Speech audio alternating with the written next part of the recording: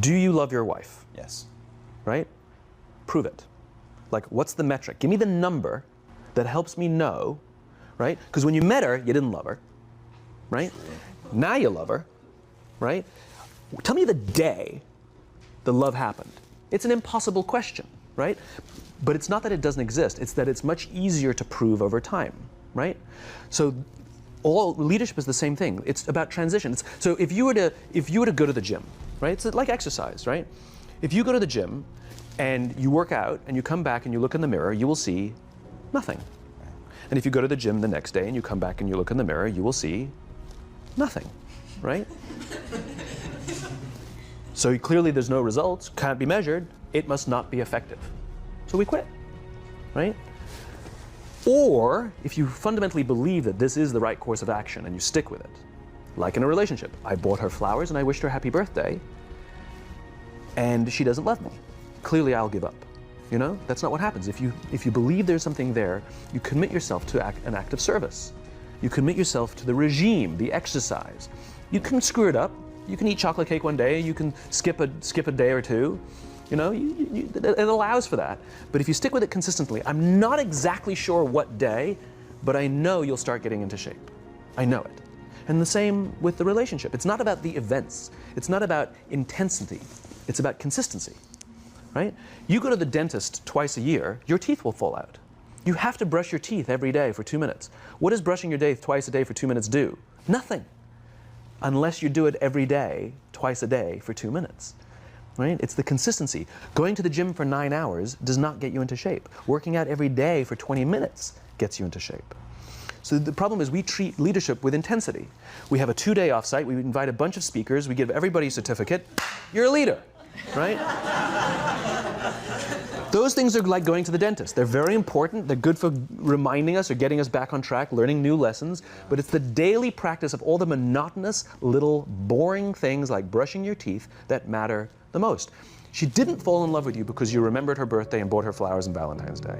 She fell in love with you because when you woke up in the morning, you said good morning to her before you checked your phone. She fell in love with you because when you went to the fridge to get yourself a drink, you got her one without even asking. She fell in love with you because when you had an amazing day at work and she came home and she had a terrible day at work, you didn't say, yeah, but let me tell you about my day. You sat and listened to her awful day and you didn't say a thing about your amazing day. This is why she fell in love with you. I can't tell you exactly what day, and it was no particular thing you did. It was the accumulation of all of those little things that she woke up one day and as if she pressed a button, she goes, I love him, right? Leadership is exactly the same. There's no event. There's no thing I can tell you you have to do that your people will trust you. It just doesn't work that way. It's an accumulation of lots and lots of little things that anyone by themselves is innocuous and useless. Literally, pointless by themselves. People will look at little things that are good leadership practices and say, that won't work, and you're absolutely right. But if you do it consistently, and you do it in combination with lots of other little things, like saying good morning to someone, that looking them in the eye. My friend George, who's a 3-star general in the Marine Corps, he says his test for leadership, and I love this, he goes, his test for a good leader is if you ask somebody how their day is going, you actually care about the answer. Right? The number of times we're walking to a meeting, we're rushing, we go, how are you? Not good, I got to get to you later, I'm late for a meeting. Right. If you ask the question, you were standing there and you were listening to the answer. It's those little innocuous things that you do over and over and over and over that people will say, I love my job. Not I like my job. I like my job means, yeah, the challenge is great, they pay me well, I like the people. I love my job means, I don't want to work anywhere else. I don't care how much somebody else is willing to pay me. I'm devoted to the people here, and I care desperately about the people here as if they were my family. In business, we have colleagues and coworkers. In the military, they have brothers and sisters. That's how they think of each other, right? If you really have a strong corporate culture, the people will think of each other like brothers and sisters. It's like a family, right? No, brothers and sisters. Deep love. Fight, but the love doesn't go away, right? Bicker, the love doesn't go away. And I'll fight with my sister, but if you threaten my sister, you're gonna have to deal with me. Right. Right? We'll fight internally, we'll bicker with each other, but nobody's gonna hurt each other, and if anything from the outside shows up, you're looking at a unified front. Brothers and sisters. Now, how do you create brothers and sisters out of strangers? Common beliefs, common values, you know? Parents, in other words, executives who care about their children's success, who care to raise their children, teach them skills, discipline them when necessary, help them build their self-confidence so that they can go on and achieve something more than you could have ever imagined achieving for yourself. That's leadership, an absolute love and devotion for the people who've committed their lives to this enterprise. It's a human thing. So just as you know how your body feels after a good workout, and you know how your body feels after a big greasy meal, you know that one is good for you and one is not, despite what it may taste like. And that's the problem with short-term gains, right? They feel really good in the short term. So we're highly trained social animals. We're highly adapted social animals. We can feel social awkwardness, and we can feel when things are going well. You can sense it. You say you have this sense of laughter, around the office. Like we don't walk around with blinders. We're like I said, we're made to do this. That's why we can assess if somebody's trustworthy or not. That's why we keep our walls and we're like, oh, yeah, his results are great, but I wouldn't trust him, right? As opposed to letting down your, like, I trust her for anything. I trust her with my kids, my money, anything, So we're highly attuned animals, and so we're good at sensing it. But I will say there is a caveat to your metric of laughter, which is a decent one, is that scale breaks things, right, in human beings. As I said before, we're not made for populations bigger than about 150-ish. It's called Dunbar's number.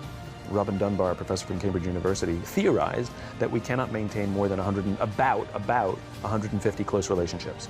And the way he defined a close relationship is, if you're at a bar with a bunch of friends and somebody comes in, would you ask that person to join you or not? And it's about 150 that we would ask them to come join us. And if you think about the reason, that actually makes perfect sense, which is there's two limiting factors. One is time. If you only gave 2 minutes to every person you know, you'd make no close friends. And the other one is memory. You just can't remember everybody. And so this is where leadership becomes very, very interesting. Because if you have a company that has a lot of people, 5, 6, 7, 800 people, 1,000, 2,000, 5,000 people, clearly you can't know everyone. And clearly as a CEO, like, I care about every single one of my people. You don't even know. Some of the people you work for are who work for you are bastards. You don't care about them, right?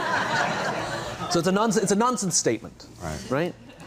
But what you can say is, I desperately care about the people whose names I know and whose faces I recognize. And I care desperately about my leadership, and I instill in them every day that I will give them the tools and I will take care of them with one purpose and one purpose only, that they will take care of the people in their charge. And I want those people to take care of the people and instill in them that they take care of the people in their charge. And then by the time you get down to the masses, where the actual 1,000 exist, because of the seniors it's like 20, right? Where the real 1,000 exist, they feel about 150 of them can look to one of their direct leaders, to one of their direct managers, and say, that person cares about me. That's our boss, that's my leader. Not the leader, it's the CEO. That's my manager, my boss, my leader. Sometimes you get fired, sometimes you get in trouble, sometimes you'll lose your job and the next guy will get all the credit. It's all true. And the courage to do the right thing in the face of overwhelming pressure, only the best leaders have that courage. Only the best leaders. And here's the folly. Courage is not some deep internal fortitude. You don't dig down deep and find the courage, right? It just doesn't exist. Courage is external. Our courage comes from the support we feel from others.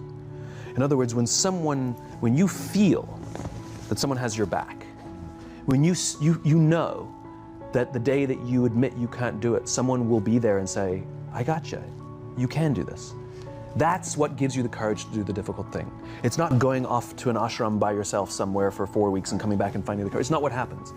It's the relationships that we foster. It's the people around us who love us and care about us and believe in us. And when we have those relationships, we will find the courage to do the right thing. And when you act with courage, that in turn will inspire those in your organization to also act with courage. In other words, it's still an external thing. That's what inspiration is, right? I'm inspired to follow your example. But those relationships that we foster over the course of a lifetime will not only make us into the leaders we need to be and hope we can be, but they'll often save your life. They'll save you from depression, they'll save you from giving up, they'll save you from any matter of, negative feelings about your own capabilities, your own future, when someone just says, I love you.